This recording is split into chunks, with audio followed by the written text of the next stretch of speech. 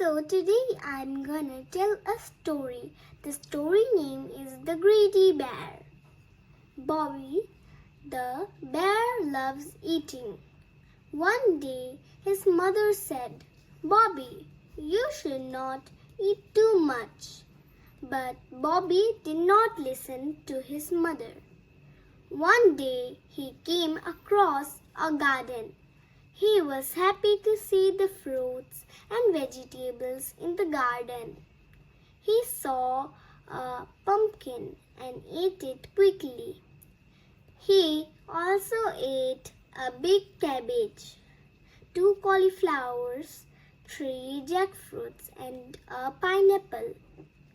He wanted to eat a bunch of bananas too, but he could eat only 1 banana. His tummy was full.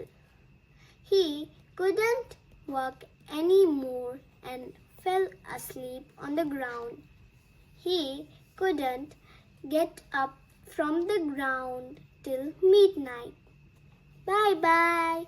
Thanks for watching.